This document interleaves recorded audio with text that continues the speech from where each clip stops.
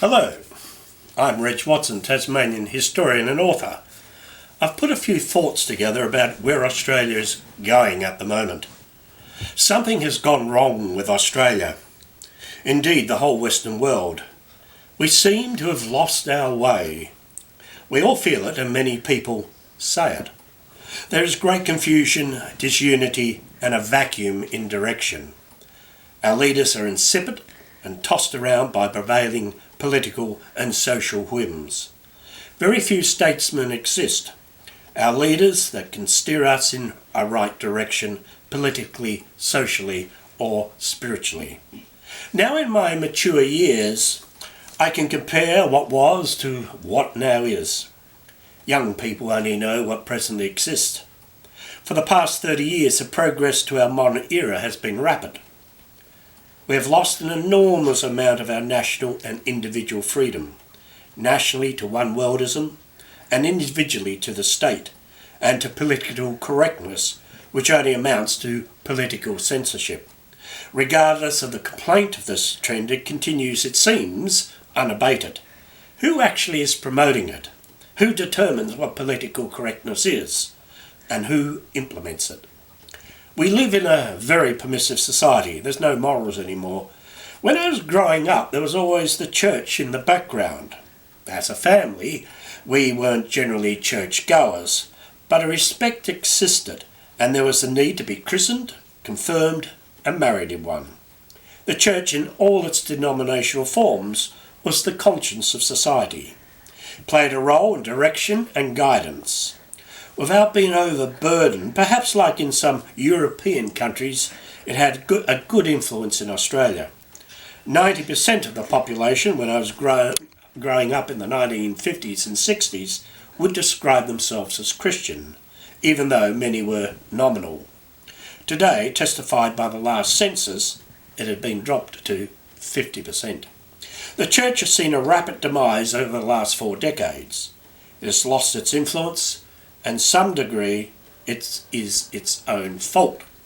Many churches have become social institutions and taking up what we call liberation theology, which may give some political satisfaction but little spiritual satisfaction, which people look to the church to receive. In the 1960s came the philosophy, "There are no absolutes," which was chanted from the universities and liberal academics.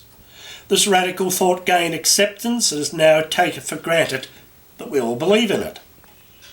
The fact of the matter is, if there are no absolutes and there can be no truths or certainties, in essence, anything goes. And this is where we are at the moment. There should be credible and sure guidance for society, or for that matter for the individual. Now the motto is, let it all hang out, babe. In our past society, in the Western world, it was Christianity with its 10 Commandments and the Gospel of the Christ, which guided us and with all its faults served us generally well.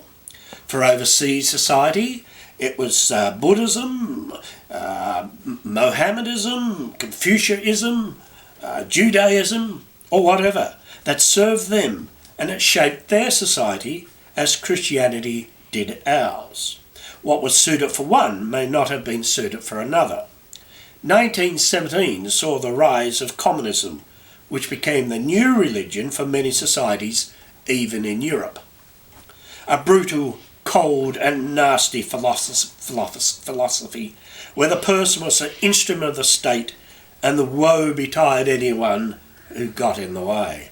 The brief reign of Nazism was much the same, both, I should hastily add, based in socialism. There are very serious signs which we must take into account in the present world of ours. It is not only the dreadful debt situation, but the breakdown of the family, the confusing roles now of male and female, the emerged dominance of big corporations, and the overwhelming influence of the government and the social manipulation of the individual. What was called wrong in the past is now right, and socialistic terms, even within so-called conservative societies, have become dominant. So what can we do? That's the difficult question to answer. It's no use waiting for a leader to come along to lead us. That may or may not happen. We can take up the mantle ourselves. By that, we as a people must retain our principles and our ethics and not waver from them. It is true that we have to live in the broad society. We have to survive, socialise, have a job, get an education, the latter which has slipped off the rails so badly that in my opinion education is just a brainwashing institution forcing the young what to think rather than how to think. We can, however, be true to ourselves, set an example of stability and principle in a society with its numerous social problems, much of it drug-related, and standing by our morality and beliefs based on proven successes. Nothing is imperfect in this imperfect world. Nothing is permanent. All we can do is to live up to high standards which we believe are workable for the betterment of society. We will fail on many occasions, as we as individuals are too not perfect. But unless we try, what hope is there? One thing we must work for is the getting rid of Section 18C from the federal legislation and Section 17 here in Tasmania. By doing so, will be a giant step towards regaining our freedom of expression. Our political representatives should be there protecting our freedom rather than taking them away.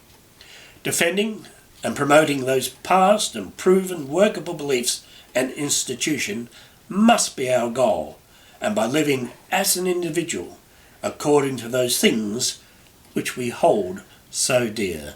Thank you for listening.